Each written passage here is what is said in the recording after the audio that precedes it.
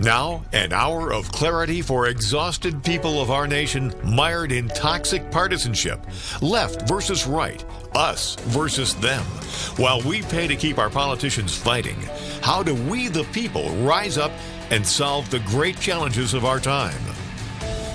We do it by embracing freedom and liberty. There may be no such thing as a free lunch, but this hour is as close as it gets. Welcome to A Free Solution. All right, welcome to A Free Solution. I'm Kevin Wilson, your host for today, joined by Tim, the Freedom Variant O'Connor. I'm going to change it to Tim, Sarcastic and Hostile O'Connor, because that's how I've been feeling. Sarcastic and hostile. Yeah. Fair enough. And hostile. That's a good brand for being on the internet. I think it plays well. It plays well on Twitter, man. That is all Twitter announcing is. It got me a bunch of likes. It was great. I love that dopamine rush I get when I see like my little hearts. That's right. People approve of me. The warm and I'm fuzzies. the greatest. Strangers are interacting with me on the internet. Hooray. Yeah, I kind of went off on a Texas guy who's all like, this lady, she got pulled over for like a fix-it ticket, right? And I know the video is like 3 years old, but this guy does some sort of comparison to things that happen to black people. He's like, I don't think this happens to black people. And it's like, she's like, refuses to sign this ticket. And the cop's like, well, I guess I'm going to have to arrest you then. And she's like, what? And she's like, all right, I'll sign the goddamn thing. And he's like, oh, we're past that now. And like, all right, so the lady drives off, which was a mistake. But like, why would she be threatened with incarceration for not signing a stupid piece of paper that's a revenue generator for the state? Like, I was so mad, and I kept explaining to people, "You're missing the point, man. Like, you're missing the point." Do you have to do that in other states? You have to sign a ticket. I don't think I've ever signed a ticket in New York. I've gotten plenty of tickets in New York. They just like hand me it and they say, all right, here you are. Instructions are on here, blah, blah, blah. If you want to contest it in court, this is where you do it. Yep. Have a nice day. And we're getting your revenue no matter what, because if you wait all the way until you go to re-register your car, you're paying that ticket no matter what. You might find out that your license has been suspended in the meantime. Also we got, like, that's the part I don't understand. Like, why does she have to sign it? They already got her. They got her, and she was mad, she was really bad. It was funny. And then it gave her a beat down. She kind of tried to fight him. She kind of tried driving away. It was pretty bad. Like, I can't do that. No, that's gonna end poorly. I just was mad that I just felt like she should have never been threatened with incarceration for not signing a ticket. Well, like I said, there's no law so small, so petty that the government won't use violence to enforce it, right? And again, threatening to throw you in jail is violence. Like, they're threatening to throw you in a cage and they will beat you and possibly kill you if you refuse to comply. Like, that's what it is. That's Texas people that are like Lady Liberty, and they got names like they believe in liberty, and I'm like, this is violence, okay? Like, they're like, it's not violence. She got what she deserved, and most people choose how their arrests go. And I'm like, she should have never been threatened with violence. She wasn't threatened with violence. I'm like, they're gonna throw her in a freaking jail, man. Like, that's violent. And they're like, you're crazy. And then it's something, I don't know. It's like, what is that? Scott on Facebook says, I love the term revenue generator. Are there stats that support the state profiting? 100%. Like, there's stats about the pirates who will like collect all that revenue. Like, literally some towns depend on this. Like, that's kind of what happened with what was the place where oh goodness, is in Missouri. Where like it was the precursor to Black Lives Matter. I'm trying to remember where that was now. Anyway, but there's a lot of towns who like they plan on getting like a certain percentage of their revenue in like speed traps and handing out like nuisance tickets and handing out tickets for like jaywalking and all sorts of stuff. So they basically their plan is to shake down some of their own residents and people traveling through the town to get 5, 10, 15, 20% of like their town's budget. Like, it's legit a thing.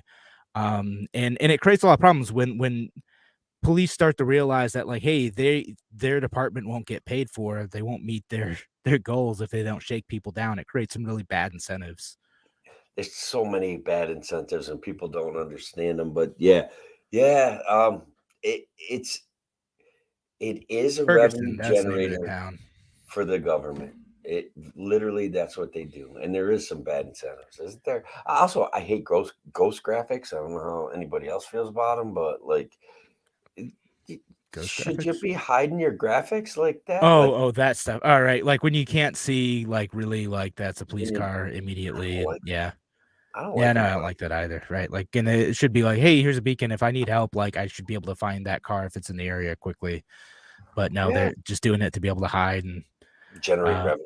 yeah, And look, I I'm not an anti-cop libertarian, and I know a lot of them are, and I know they get mad at me. Like, but I'm telling you, it's like there's got to be a better balance. They shouldn't be chasing down money, and those things are real. And the money they chase down punishes poor people, punishes the middle class way more than it it punishes does. the rich Right, people. yeah, because again, if you're well off, like, and you can like hire a lawyer to go and like fight it for you, just because or you Yeah, just it doesn't matter, you just pay it off. But some folks they get caught in the spiral where okay, they get pulled over for speeding or they don't have an inspection in New York State. Happened to me before, like when I was out of a job, I was like, well, I don't have enough money to pay for the inspection right now, but I need to drive to work. right. And once I get this next paycheck, I can pay for it. And I got pulled over twice because my Yeah. inspection sticker was like a month up. Kevin, you're such a novice at this stuff, man. I just Yeah.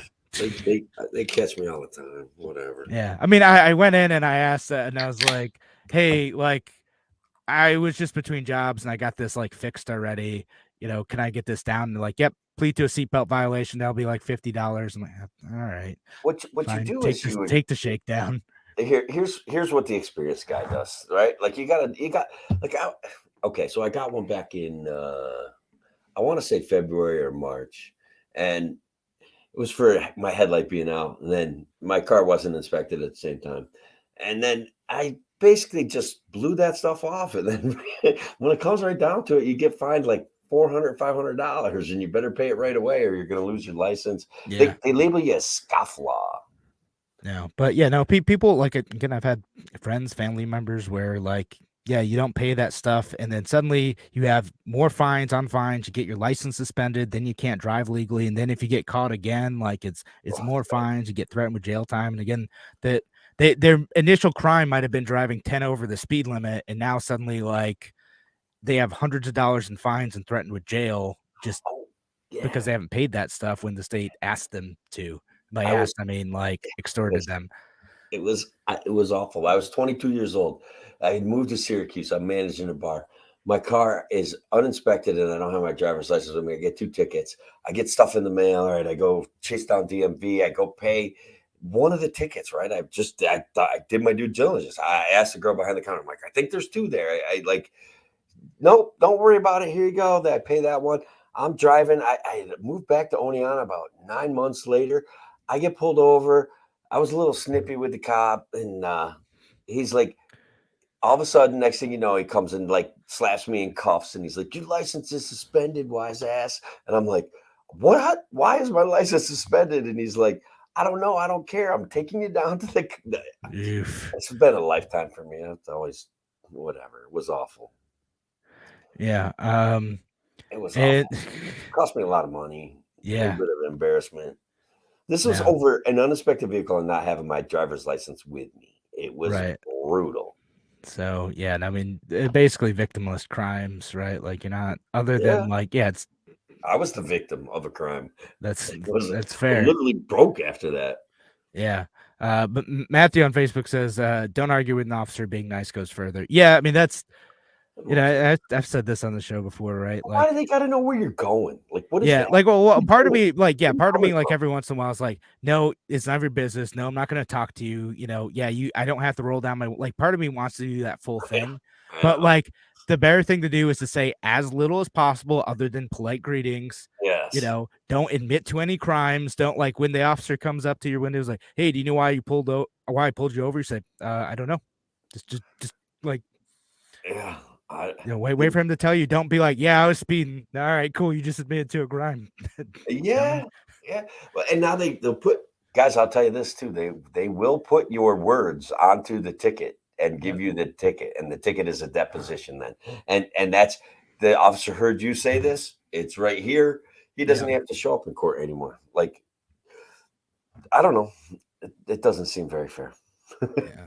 Brian saying, I saw a video today where a cop approached a person as a consensual encounter. When the person refused and kept going, the cop claims to smell marijuana on him in a legal state, chases him, tackles him, shoots him in the back of the head.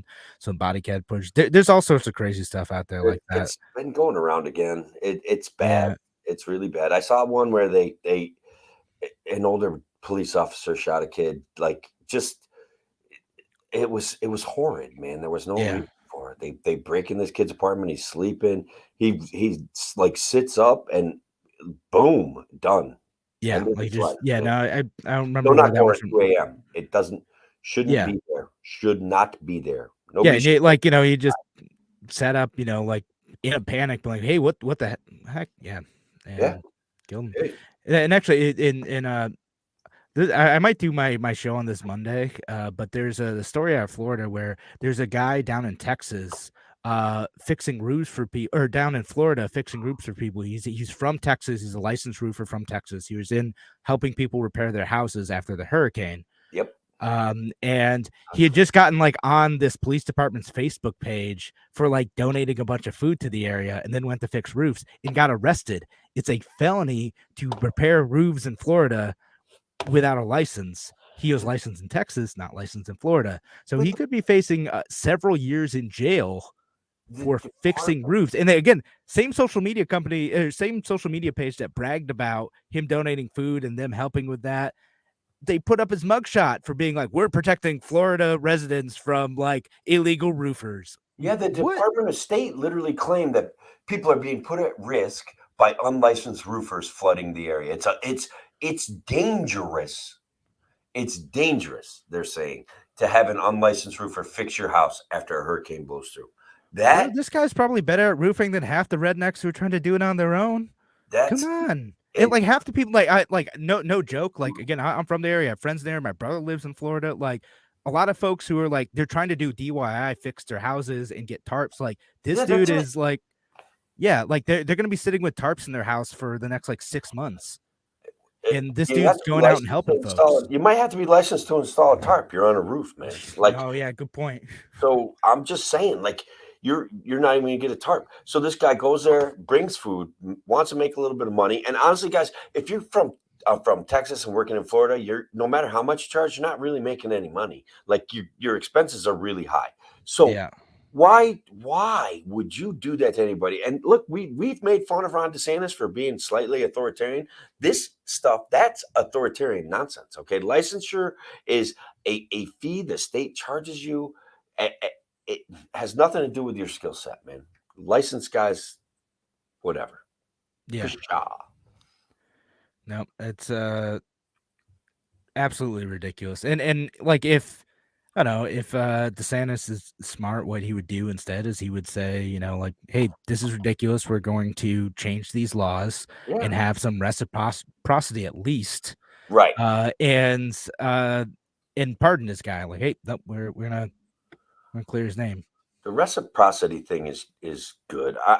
Licensing. I mean, I'd rather get rid of it altogether for the most part. Like, there's, you can do stuff on like reputation and experience. Like, there are other ways of being able to certify whether or not someone's qualified to do things. And in fact, just because someone has a license does not mean they're actually going to do a good job. It really doesn't mean that. Oh man, like, go get lost in like contractor TikTok for like an hour, and you'll start to see like home inspector TikTok. I got down that rabbit hole for a little bit. Now I see all these homes, and they're like, hey, so these are all like licensed builders, like certified by the state. They have great ratings and everything, and look at all this stuff they did wrong. And there's like stuff like, oh, here's a dryer vent that doesn't actually go outside, just blows into the attic. Here's a tub that like is draining water into like the floor. It's a brand new house, It's almost like a scam, right? Like, basically they're not doing, if they have a license, they don't really need to do any of the work themselves. They can just hire guys, because guys that have that skill set can't work without the license. So if these guys somehow manage to get the license, that's all it takes. And it's a real problem. Yeah. a certification system if you want, an inspection system if you want. You pay extra for that. You hire who you want to do it. You have it, your work certified, and that's it. Yeah, And, if that's important to you, then do it, right? Like again, yeah, like I worked in marketing for a while. I can get all sorts of certifications that to some companies mean something. I get Google certified, Facebook Blueprint or Meta Blueprint nice. certified, whatever. I could do all this stuff, and for some folks that means something. And Yep. for others, they don't care. They're like, yeah, I just want to see if you're making money, or in this case, I just want to see if they can do the job right. And then, yeah, as Gene on Facebook says, is my neighbors put their own roof on. Yeah, that's Fight the power. Yeah. Do it yourself. So we have some more fun stuff, man. Let's this week was so bizarre news that we should probably move away and get down. We could change subjects 3-4 times tonight, but number one, Alex Jones, $1 billion. It's close to that, yeah. Yeah, 965 million. What do you think, Kevin? Is this have we derailed the First Amendment?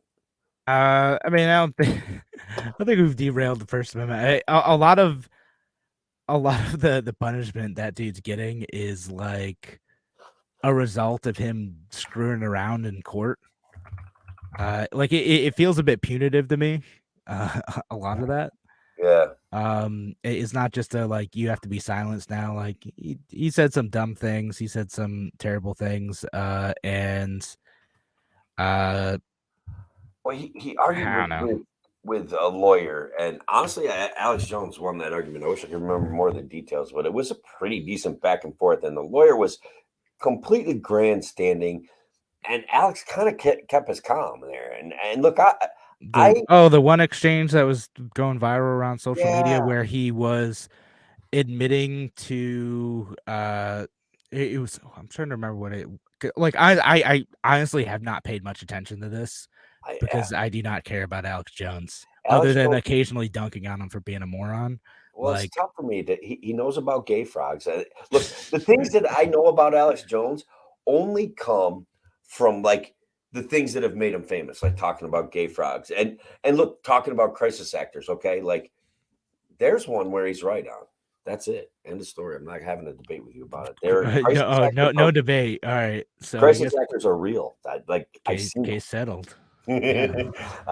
Tim is in fact a crisis actor. Like he's been at everything. You find him in the background of everything. I declare authoritatively.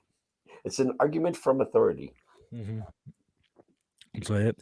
Facebook user says First Amendment protects the most heinous speech. Yeah, and when this lawsuit was like going on when it was in the trial, we talked about like whether or not this is a First Amendment violation. So there are limits to it in that he invited a lot of his followers and listeners to like harass the families of Sandy Hook who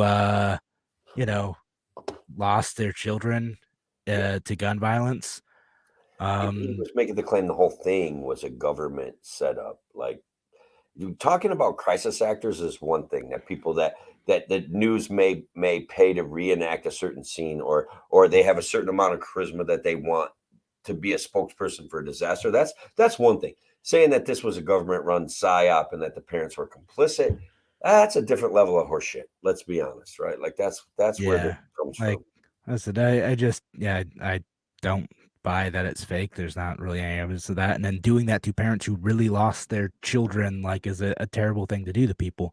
So, like, some compensation was probably due to them for the level of harassment that they got at the hands of this dude. Now, nearly $1 billion, that's a lot.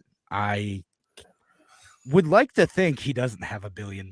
I don't know. Like, maybe he does. Jones a billionaire. That's a good question. Is he a billionaire? Is this like a drop in a bucket to him? I don't know. Is Alex Jones secretly the Illuminati? Like he has the Illuminati money. It seems like I don't know, man. It only costs like $25 a month to be an Illuminati. I've been invited several times, so many and times. I've always asked how much it costs, and they're like for as little as $25 a month.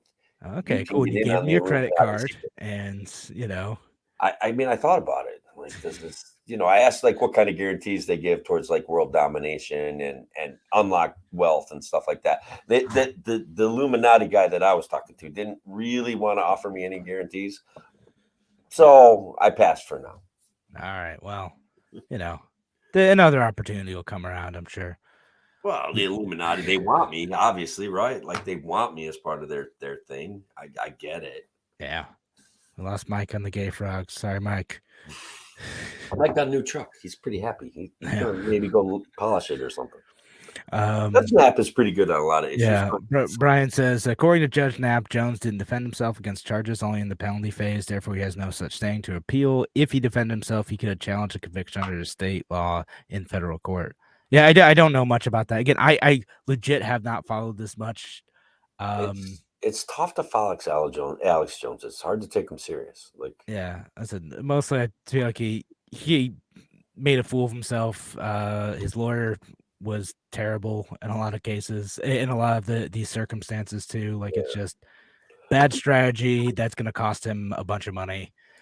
In addition to him being like kind of an a-hole. So but we got to talk about the extremes, right? And do they have the First Amendment rights that we presume exist for all of us? And another guy that's reaping the whirlwind of his use of free speech, Kanye West, Kevin.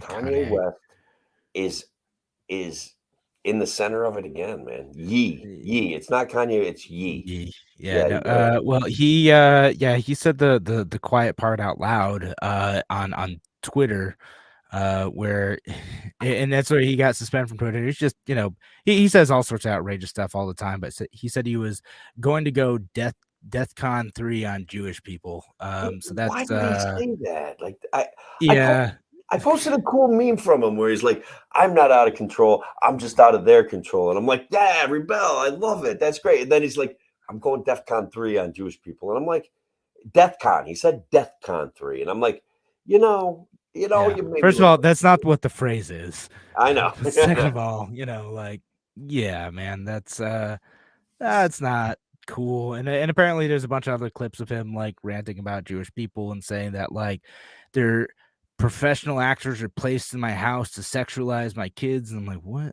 on earth are you talking about, man? I know. That's the thing. Like, he's a lyricist, so he expects you to understand what he's talking about when he says something in a short sentence and offers no explanation. So, and he's a lyrical genius, Kevin. I just want to be clear about that. I mean, legit, like some of his work is good. I like it, but yeah, man, he might be a little bonkers. That's all I'm saying. There's going to be consequences to speech, right? Like, I don't know if it's going to be $1 billion consequences to speech in most cases, but like, some people like they hear this guy say this stuff and they're like, maybe I don't want to go to his concert anymore. I don't want to support that. Consequences of speech, like he still has free speech. He can say that, and there's certainly going to be some folks who are going to like that type of thing or ignore that type of thing. I recommend ignoring it for the most part, but there is something interesting that happened that I think we've got to be aware of, that while there are consequences to speech, like his Bank of America or JP Morgan. JP Morgan's the one said, hey, we ain't doing business with you no more. Get your money out of here. Get your money out of our bank. Yeah. I mean, yeah. Seems like saying get your money out of our bank is one thing. Like, that isn't so bad. Now we can kind of take a look at what PayPal did. Jumping right to the PayPal thing. I mean, it's such a segue to segue to no. It's a good thing, right? They got the bank thing was interesting to see, regardless of how I feel about him otherwise. I said, I honestly, I think he may be actually mentally ill. Like all this stuff, like also the way he's been treating, Kim Kardashian and who was that guy who was her boyfriend? Kanye may be mentally ill. I think there's actually something like wrong with him, but a little bipolar maybe. If I was to diagnose him from a distance, he seems to have mood swings, right? Can I be sued for saying that I think he might be bipolar, or is that's not necessarily slander, is it, or libel? Maybe depends on how litigious he feels and how much he cares about, our small internet broadcast. Bro, I shared your meme. Don't sue me. Don't sue me, bro. Right. Yeah. So all right. The PayPal thing, right? So PayPal is saying that it's Was saying. was saying, right? It's saying that they a thing got leaked essentially, or they posted it. Hold on, I'm They trying to remember posted it, what man. was. They They put it in posted their it and then they like Twitter. withdrew it, saying that that wasn't really like what their policy was. That they were going to fine users $2,500 if they put out misinformation. They still say that they could fine you for intolerance, that like in a way that violates their user agreements. And so it's one of those things where, well, they're a private company. I guess they can do their thing. If you don't like that, don't do business with them.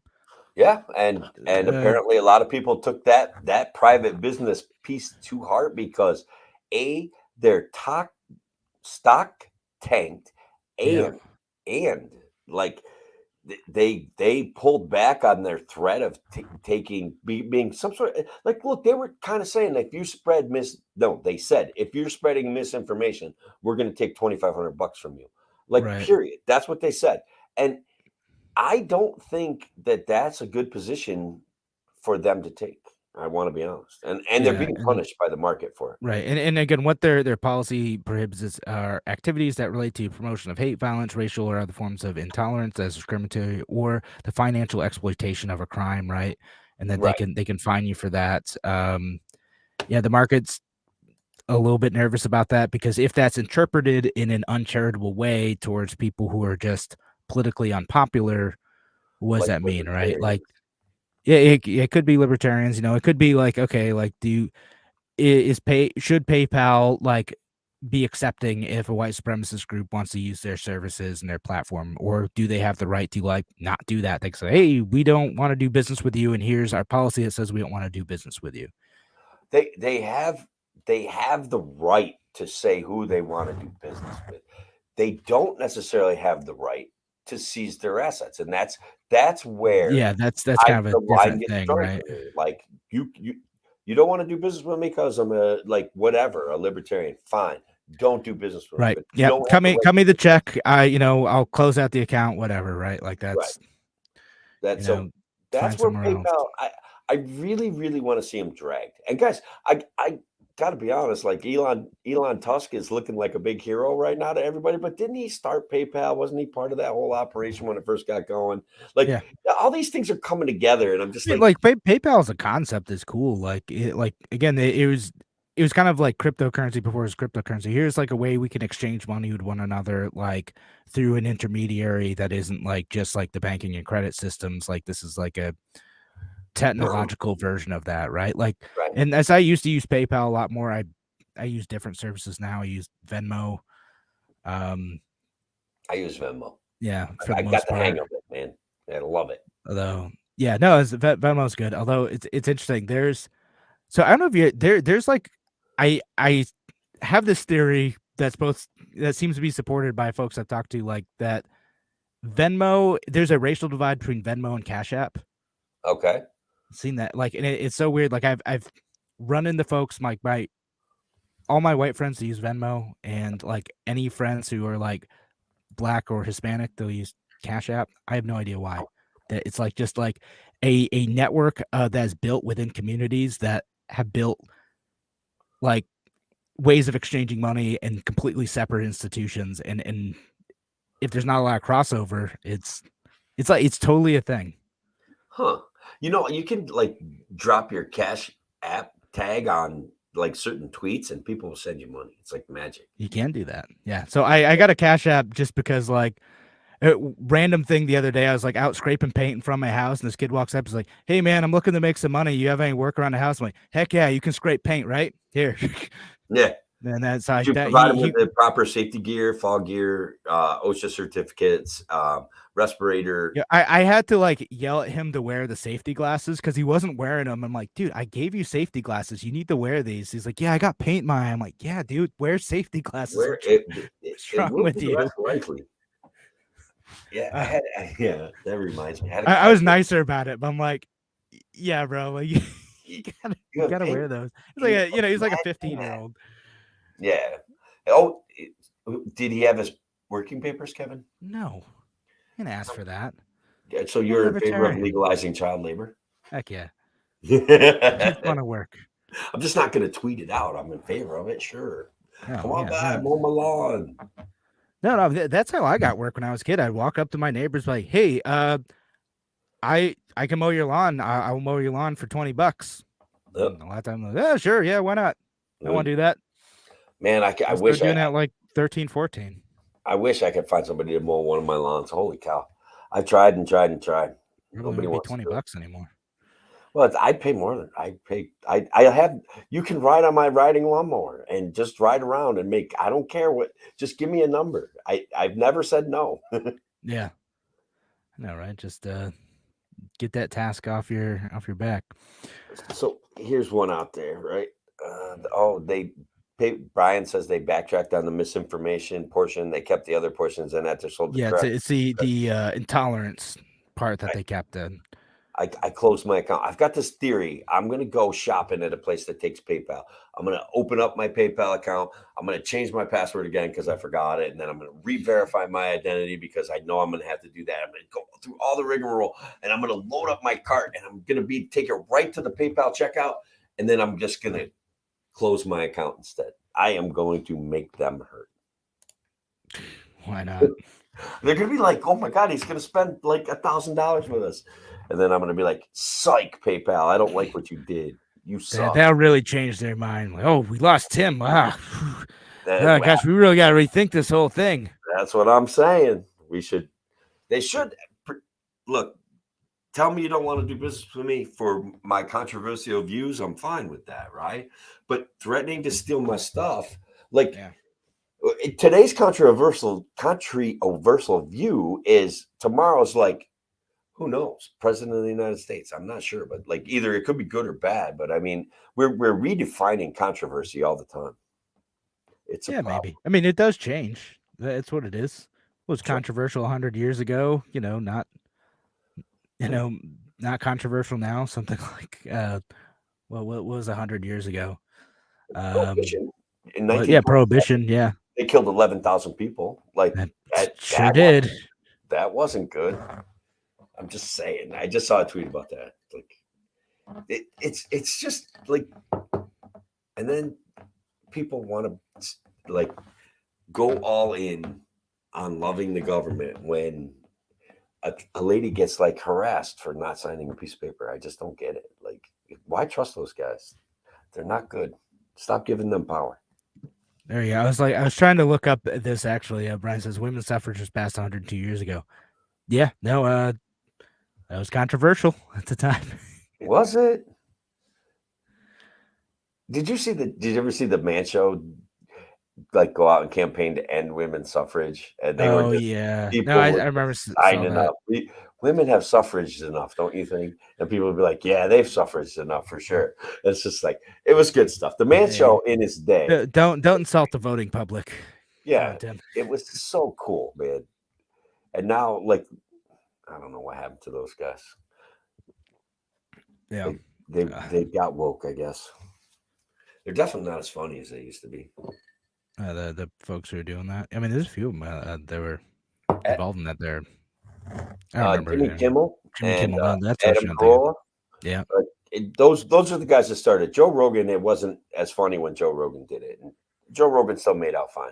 Adam Carolla is still around and he's still kind of funny. And Jimmy Kimmel is like the late night guy on ABC, I think. And I don't know if he's funny anymore or not. Nice, safe guy. I do not watch him. Yeah, it's too late for me. Like, this is as late as I go.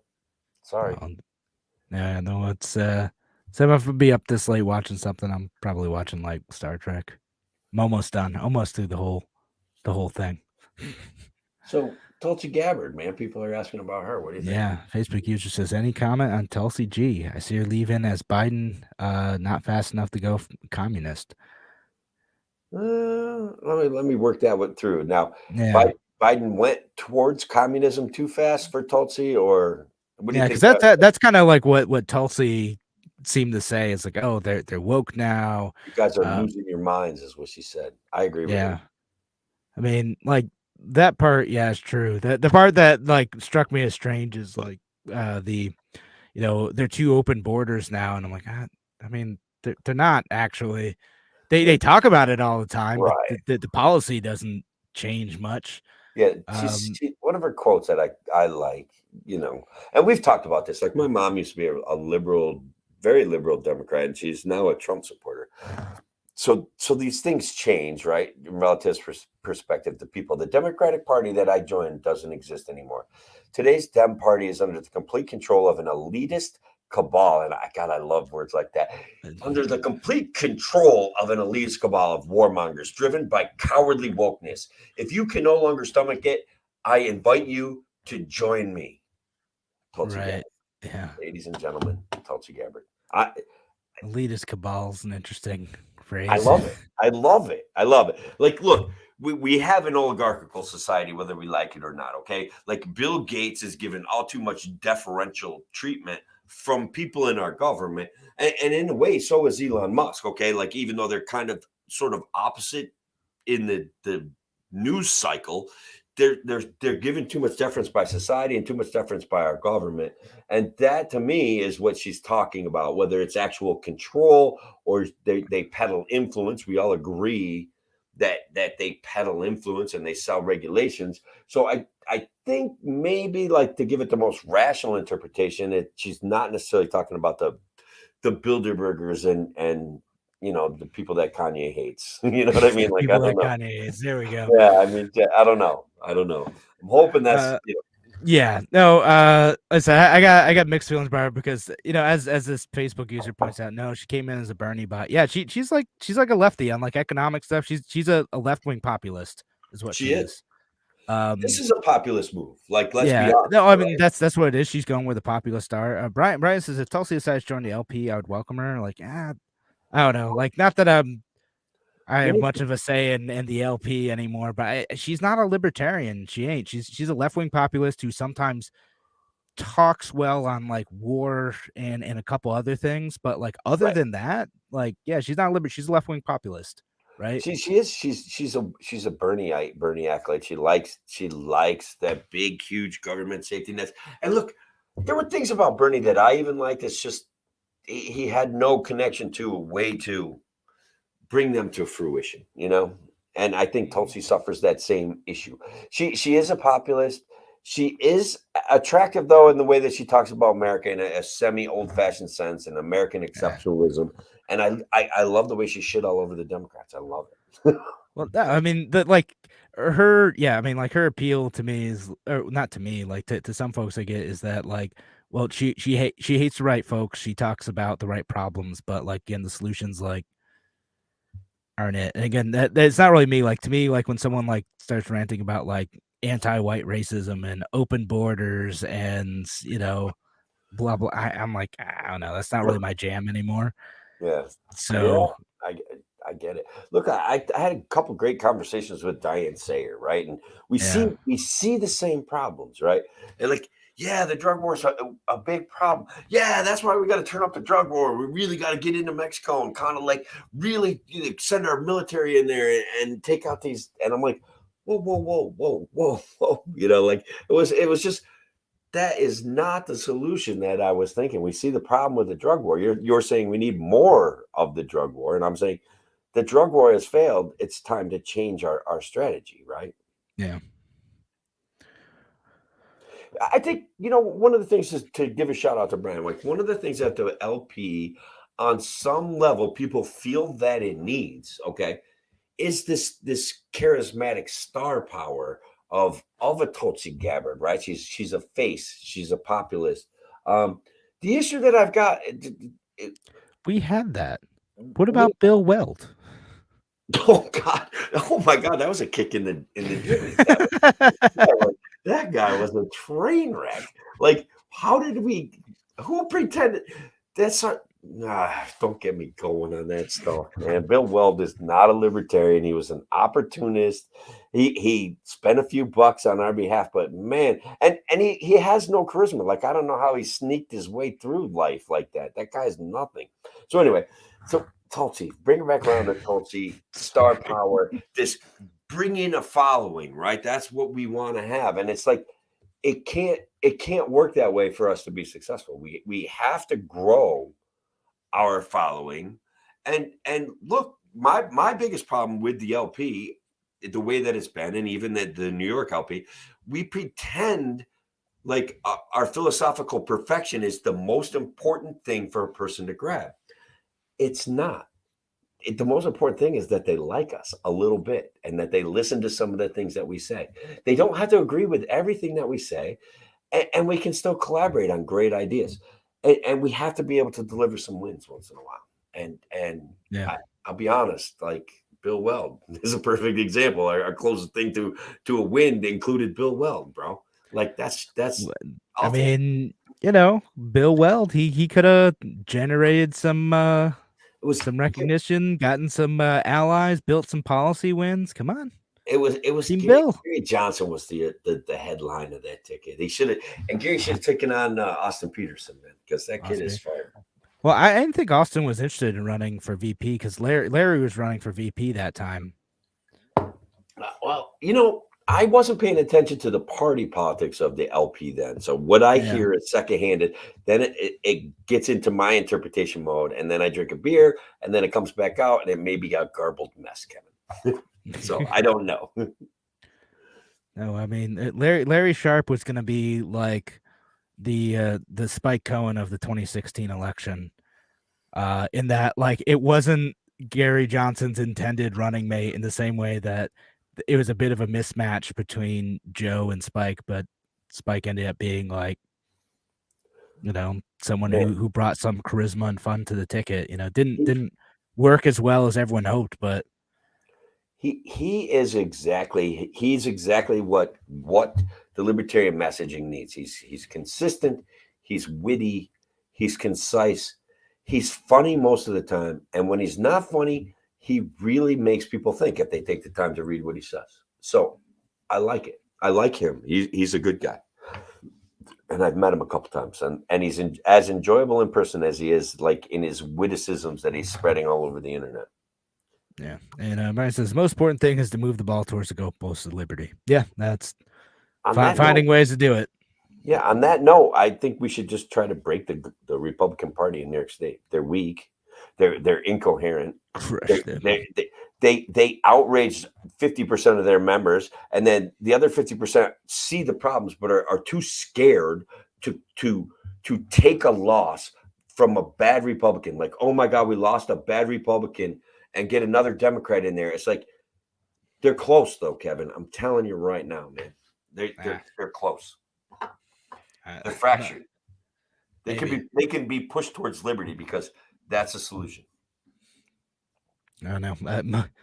Unfortunately, like there's some Republicans who are still like with it. They still understand small government, but they're unfortunately a growing number of Republicans who are kind of diving deep into that populism of like, well, what if we use the state for our thing? For everything. Yeah, like, yeah, you know.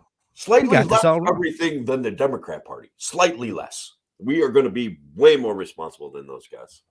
And all people hear is you hate me and you don't want to give me as much money as those guys. No. Well, and then you got folks like Tom Cotton who are like, yeah, like we should have a robust, active state because we'll do that to shape our values for the country. And I'm like, no, you're going in the opposite direction, bro. Like that sounds awful. Let's not do that.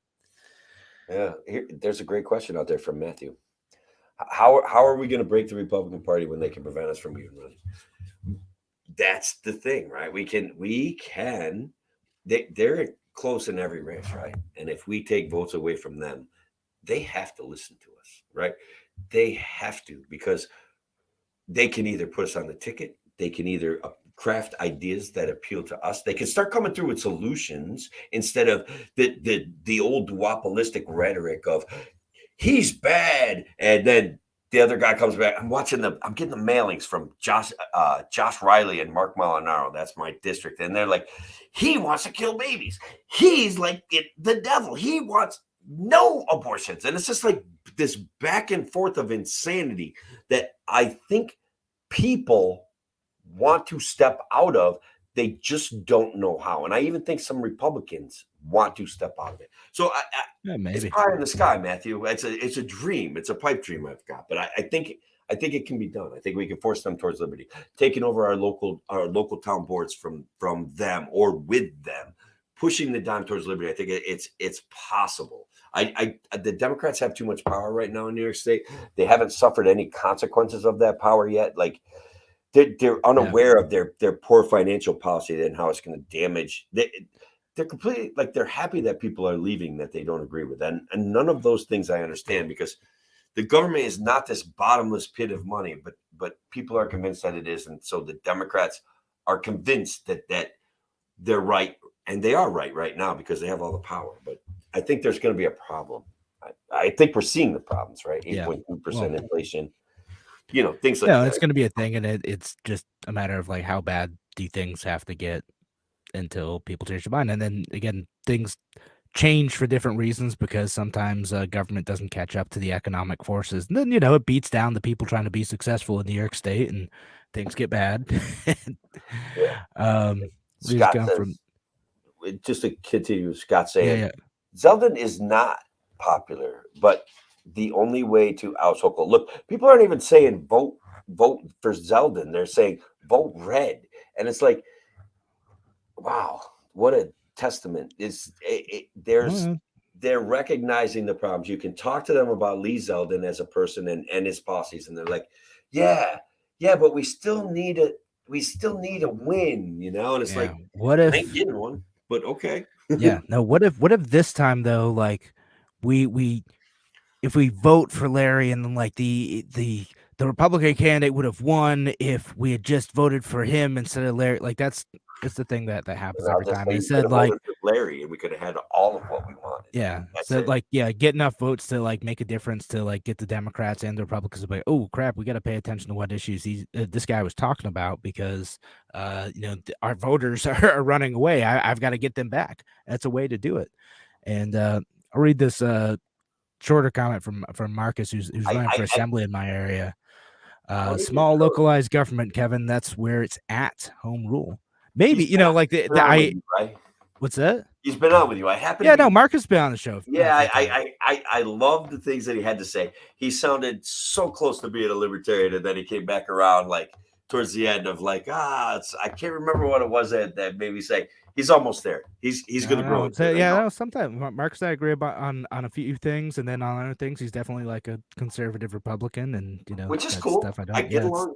I speak conservative, like it's my language, bro. Like I get it. That's the thing, it's so if that's your jam, so I'm not a conservative Republican, so I disagree with Marcus on some stuff, things we agree on, but the small localized government thing, but a lot of times, that's you got to do that. There's a limit to that for me. Sometimes local governments can be tyrannical too, so you got to watch out for that. It's not. They are. Local government is a means, not an end, right? Like the end is liberty. Like that's the goal, is to have like local accountable government that respects our rights, and not like a distant government that we have no power to change that's disrespecting our rights. So smaller government is a means to an end. It's not the end in of itself. That's my thought on that. That is, and it's fair, Kevin. It's fair. 130,000 write-in Larry Sharpe votes. First step to breaking the GOP in New York. And I want to shout out to this is a concept that we can work with. Larry's coming to Otsego County somewhere around the 26th. I can't wait. We're going to have a good time. I hope, like anybody that wants to come, I'm going to try to put together a pretty good event. Should be interesting. Yeah. Should be a good time. I know he's coming to the Rochester area end of the month sometime. So 29th. Yeah. We'll see. But why not? So anyway, trying to think if we want to transition to any more topics. We want to jump into like fake news stuff. I mean, I do want to do fake news. I got a couple for you, but I do want to talk about this. If you remember about 8 months ago, every single person was saying, well, not every single person. Every single person that supported Joe Biden was like, the president doesn't control gas prices. The president has no effect on gas prices. It's all supply and demand. And it's all like a lack of refinery capacity. And it's like, yeah, we've been tearing apart refineries over the last few years because of environmental regulations. Nobody wants to take the risk of running them in the United States anymore. These things are a real issue. So he goes begging to the crown princes of Saudi Arabia, the people that control the oil supply, with one small ask. Kevin, did you hear about this at all? Just to keep the oil flowing so that the price can stay down till after the election. He's like, please keep it flowing until after the election. It's like, I think that because the Saudis like Trump. We knew it. Trump's in the bag. I think that people, and the Saudis said no, but I think that when people see these things that Trump gets accused of, and they see Biden do something like this and offer this nebulous quid pro quo, and no consequences come of it. As a matter of fact, this seems to get downplayed or ignored on some level. Yeah. There seems to be, I understand where they're coming from. That's all I want to say about that. No, I'm about to say both Biden and Trump are terrible, doing awful, corrupt things, trying to manipulate or extort foreign governments into doing their political bidding. Trump 100% did that in Ukraine. Biden's trying to do it. Biden did it in Ukraine as well. Like, if we're gonna, like, it's less clear, but it does seem to possibly be some shenanigans. And apparently the Justice Department might have enough evidence to prosecute Hunter Biden for something, which will be interesting. But, are they going to wait until after the election for that type of stuff?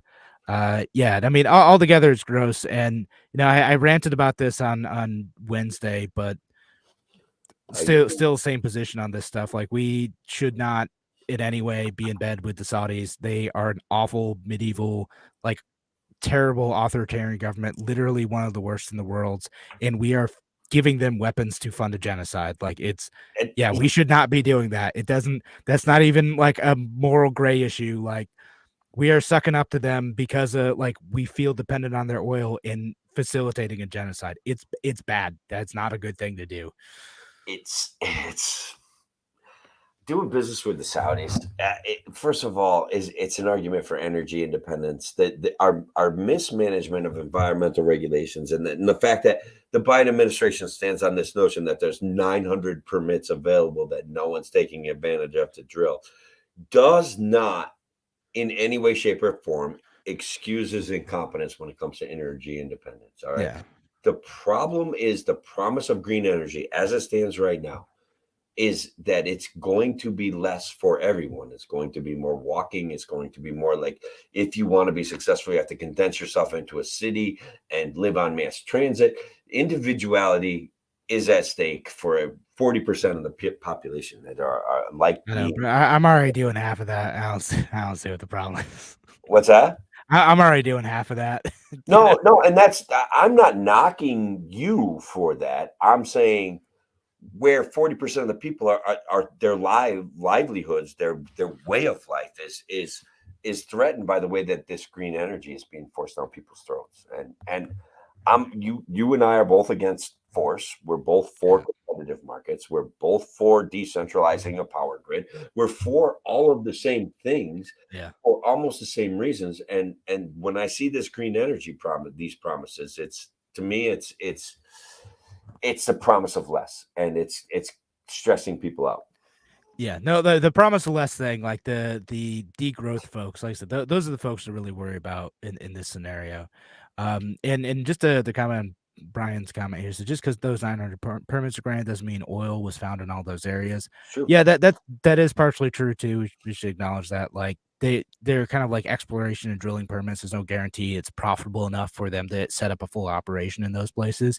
And that's kind of like the uncertainty is kind of the problem in this situation, right? Because people are worried, understandably so, or companies are worried, like, well, what if there's some other global supply chain disruption because a lot of stuff shut down during COVID because, like, well, we just can't make this profitable. Oil's at negative Right. right now, like we can't run this. So he shut down these rigs, and then it's not easy to shut them back, turn them back on again. And they don't want to drill new rigs because they don't know what policy changes or other economic disruptions are going to come the next 5 years. So they don't want to put out the risk for something that they may lose literally billions of dollars on. Right. Correct. And the Biden administration does have some responsibility in that, right? Like it's partly world markets and stuff, oil drillers and refiners and all these like different parts of the ecosystem do, but policy shapes, over the course of years, oftentimes, not like immediately, although there's the strategic petroleum reserve stuff that Biden did to That affected the price of oil and affected the level of the strategic petroleum reserve. Yeah, right. It's gone way, way down. Like they put out a lot. The lowest level since 1984, if I recall the news article blurb I read. It's bad. Yeah. So there's there's a whole bunch of stuff going on, but you're right that like dealing with the Saudis and dealing with the Russians too, right? Like because there's their whole mix with oil and natural gas and all this stuff, right? It's better if we're able to source our energy needs independently, and some of that's going to be oil within the United States. Although as I said yesterday too, like I'm fine with like if we're gonna buy oil from like Canada, like that doesn't bother me. Like that's fine. I'm fine. I'm basically fine with drilling for oil where there's oil and where it will be profitable to drill for oil. I'm also fine with environmental regulations that protect us. But the push has been to limit access to oil. People want to deny it.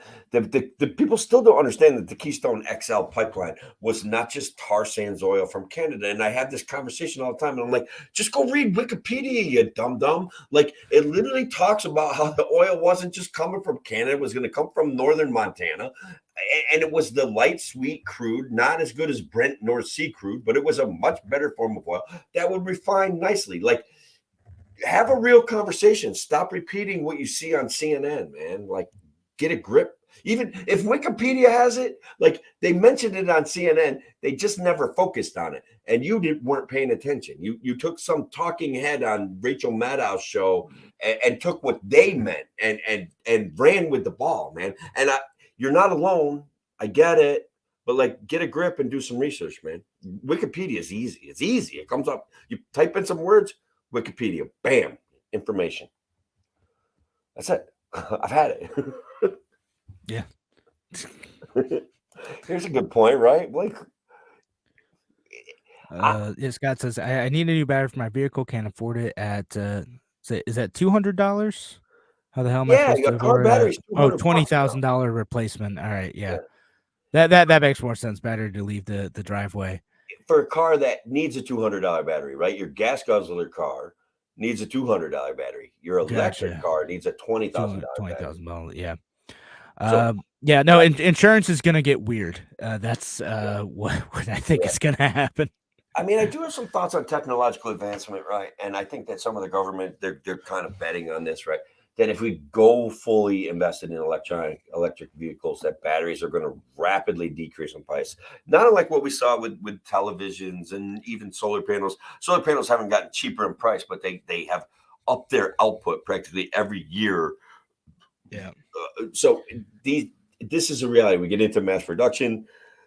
Some little engineer bends a circuit board a different way, and all of a sudden, boom, there you go. Yeah, suddenly like batteries get light enough, and cheap enough to be more cost effective. That when that stuff happens, it's going to be pretty cool. Like the cool thing is like, they're folks experimenting with being able to make electric powered planes, which would be interesting. Right now, the problem is the batteries are too heavy. It's not energy dense enough. But maybe we'll get to that point. I want a flying car, Kevin. You know that. Yeah, and it could be electric too. That's I don't care. I want just one or the other. Doesn't even matter. I don't care. I want to walk outside, step in, and go and just zoom. Right down the river, catch park in the aero loft, walk over, have a beer, program my coordinates home, zip, done. So I might feel better. Like I don't know if I would get a flying car, but like if they got like Uber for flying cars, like and it's just like a robot driving me around, like I'm okay with that. Yeah. Actually. I don't know that I want to fly it myself after going to the beer garden there. I'm willing to risk it. It's not just you, Tim. Yes, there's issues. I get it, Matthew. I get it. There are issues. I have my fingers crossed that because I don't dislike green energy, right? Like that we will spur technological advancement. That these things will become possible, and but I don't want to do away with my gasoline engine, man. Like my electric car, I don't want to be driving my electric car around when it's 20 degrees below zero, man. Like I just Why? it's terrifying. Because electricity dissipates faster in a cold climate. Like your battery could still be charged, but it won't be able to deliver the voltage it needs to operate things like heat, Kevin. Heat is important when it's that cold out. We got Matthew's fed us some fake news. Should we kind of move to the lighter side of news? Yeah, we could do that. We'll do some of that stuff. He's kind of giving us to him as true or falses out there. All right, which one do you want to start with? All right, let's start with that one. Fake news. New York has been left out of Biden's 35 state plan to build out EV infrastructure. I don't know. I actually don't know either. I'm going to say it's possible because perhaps New York already met some of the EV infrastructure goals. No, I see the plans for doing that. Like, so I happen to know that like New York State is spending just boatloads of money on building EV like charging infrastructure. Yeah. Like if you're like into that sort of thing, they're giving out like just crazy contracts for that stuff, or they were for a while. And they're way behind on it because New York State. Our solar business is considering entering the electrical infrastructure for solar or for electric cars. We're considering. Yeah, no, it's definitely a thing in New York State. So I don't know if they got left out of that, but I mean, I know that there is a true Google it highways.gov site. Yeah, I'll check it out. All right. Here's another one from Matthew again, and I have one that dovetails with it. So let's do Matthew's first, but I've got one that's also all right. Fake news. Elon Musk wants to convert Twitter into a one-stop shop app like China's WeChat. Also, Elon welcomed Kanye West back onto the Twitter platform after he had some of his tweets deleted and got a temporary banning.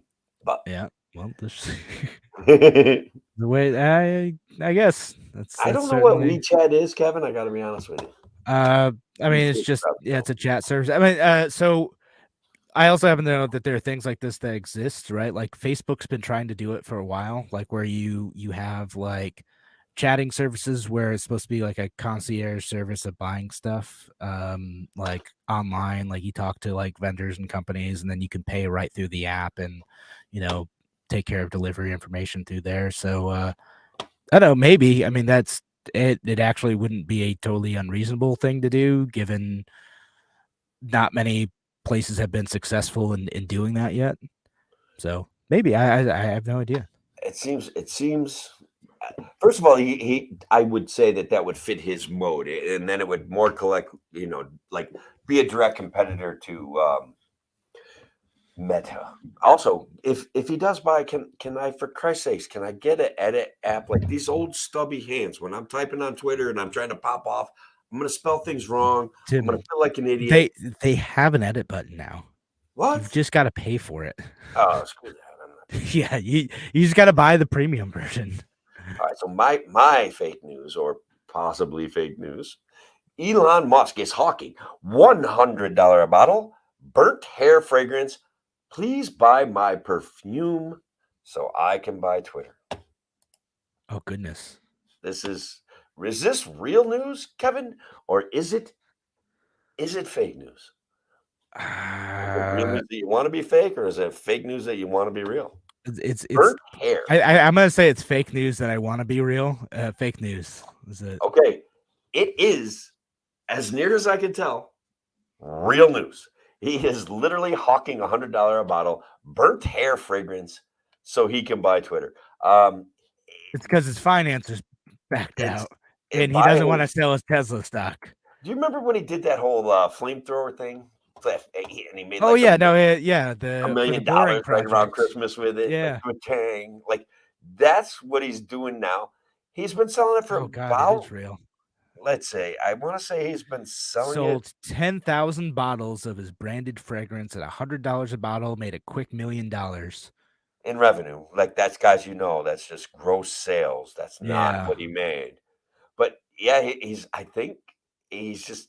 Yeah, it goes back to early September, maybe Yeah, that's September.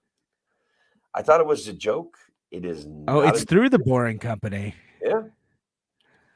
Oh, and that's the one that sold flamethrowers as well. Yeah, they're the ones who sold the flamethrowers. So there you have it. It's a miracle. Wow. And that Elon Musk can Boring Company products. Yeah, burnt hair, $100 a bottle. I'm smelling my own burnt hair from mishaps around a fireplace or a stove, and I'm like, why would anybody in their right mind pay for that? Because he has a cult following. It could be that, Kevin. It could People be doing it for the lulz. Elon Musk. Matthew says Elon Musk is today's Midas. Everything he touches turns to gold. Yeah, I feel like he's gonna lose a bunch of money on Twitter. Well, first of all, he hasn't really shaken out all the bots. Like, there's still bots on Twitter, man. You got like 27 followers, and you're like echoing some ridiculous statement by some favorite Democrat or favorite Republican. It's like that has to be a bot. It absolutely has to be a bot. Like, yeah, go red team, or yeah, go blue team. Like, there are a lot of useful idiots out there. I know. But God, man, I guess I have higher. I have a higher belief system in my fellow man than like maybe they can't type that well because that can't be what they mean. I don't know. I'm trying to give everybody the benefit of the doubt, but I've been in so many arguments on Twitter because I did take on the sarcastic and hostile approach to Twitter for the last few days. So it's like been in a lot of arguments, and people are really dumb. Like you can make the same point to them over and over and over again, like same sentence, and they keep changing their argument, and you're like, but you're ignoring my argument. Just respond to this. That's not how internet debates work, Tim. I know, man. I know. I don't even know what to say.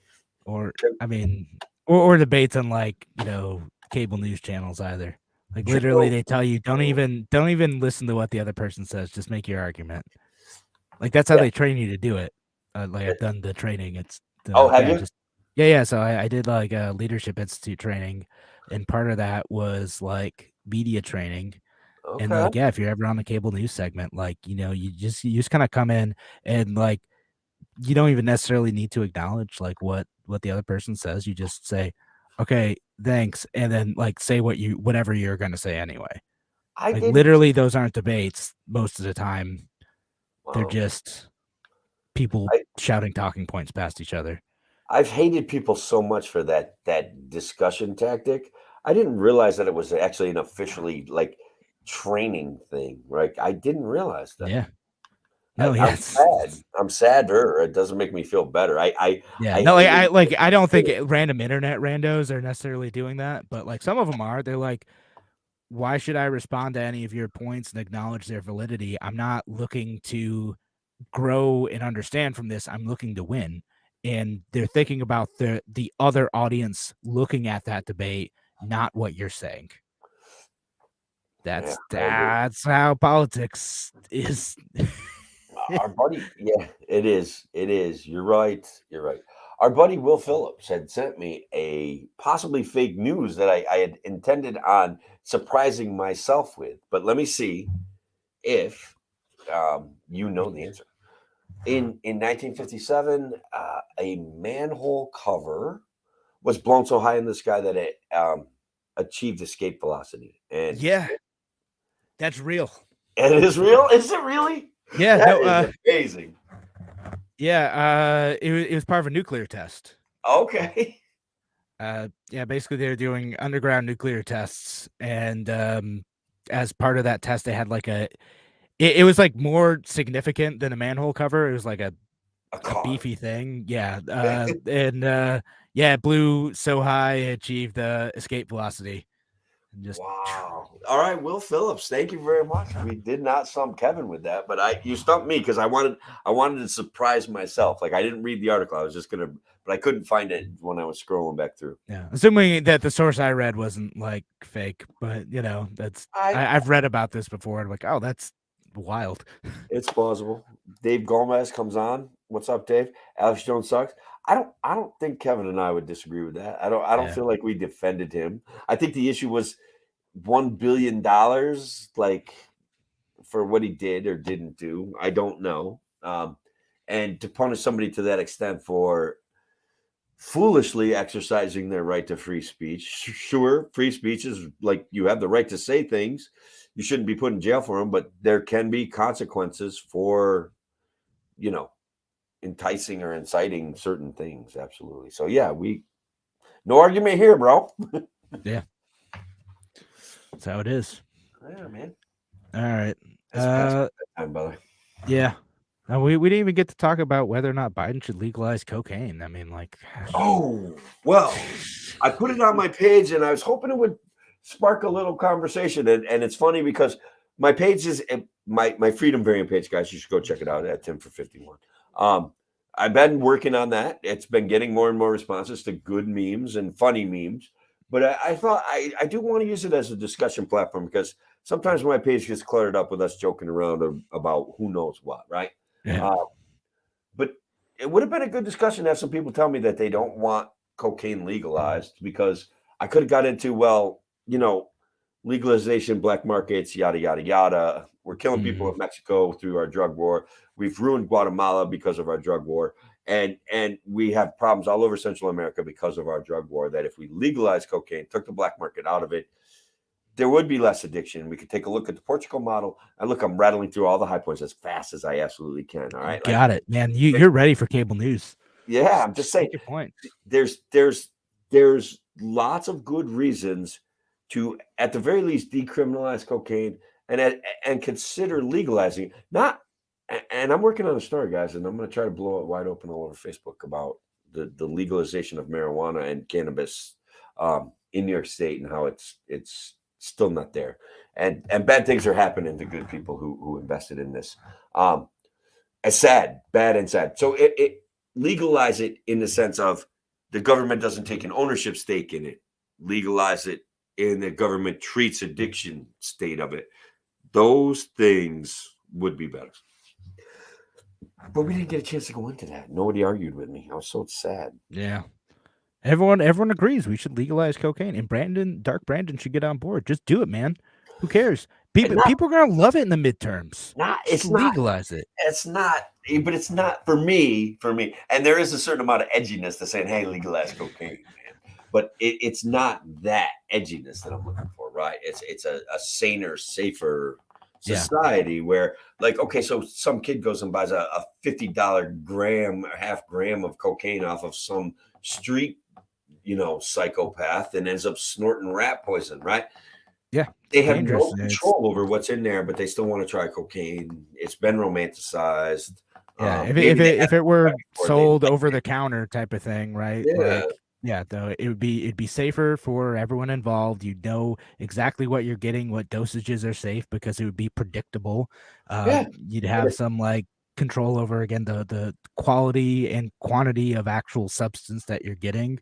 And again, you don't have to spend billions of dollars subsidizing the war on drugs here and in South America that damages millions and millions of people's lives. It kills people, man, and it empowers the sneakiest, evilest people amongst us, black markets. That's the part I think that people miss. We empower sneaky, mean, evil people who have no boundaries, no moral compass, right? So how do we solve that?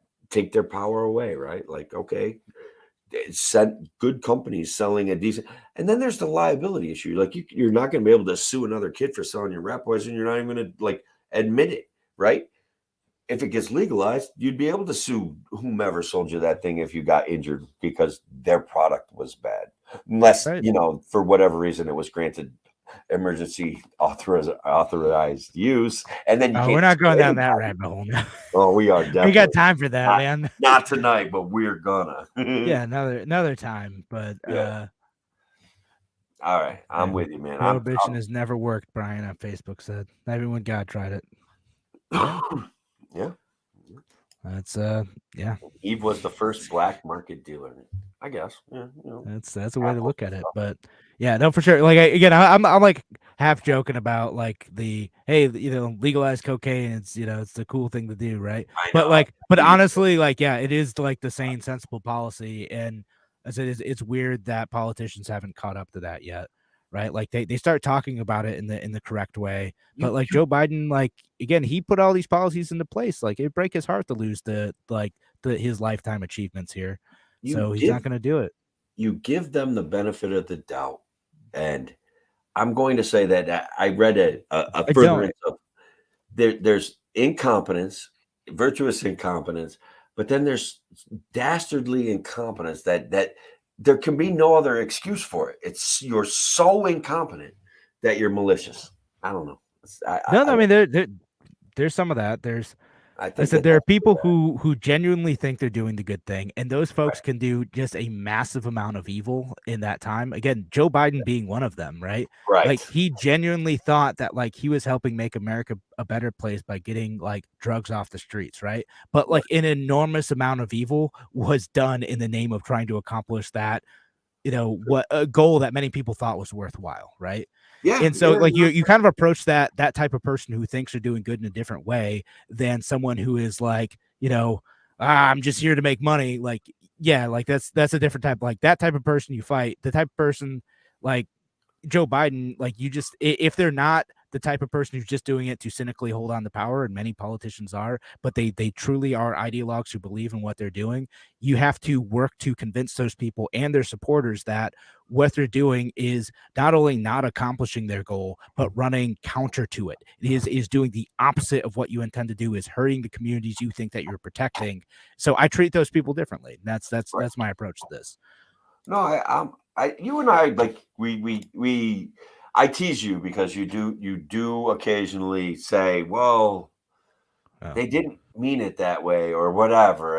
That's probably not the accurate way to describe it. You seem to give them the benefit of the doubt that they're just incompetent. And I'm more like, they're so fucking incompetent, they're malicious. I mean, like I said, they are wildly incompetent so much. Like the inflation, I still crack up over California giving out inflation checks. Wild. Like just what a stupid thing to do. Oh, that guy's in the news too, man. He's done some. It's bedtime, guys. I appreciate being here, man. Yep. And actually, I'm gonna send you a podcast right now too, and I'll recommend to folks listening to that show. There's it's Free Thoughts. It's from libertarianism.org. They have a podcast that was on recently. Is the host Trevor Burrus and Brian and the guest was Brian Kaplan, and it's How Evil Are Politicians is the podcast, and a lot of it's like a deeper dive into the conversation we had started to have here. Great. So check it out. I'll post a link in the chat too, because it's good one. Just listened to it earlier. But all right, we're gonna call it a night, folks. Thanks everyone for listening, being part of the show today. Appreciate y'all. Have thank you very much. Wonderful night.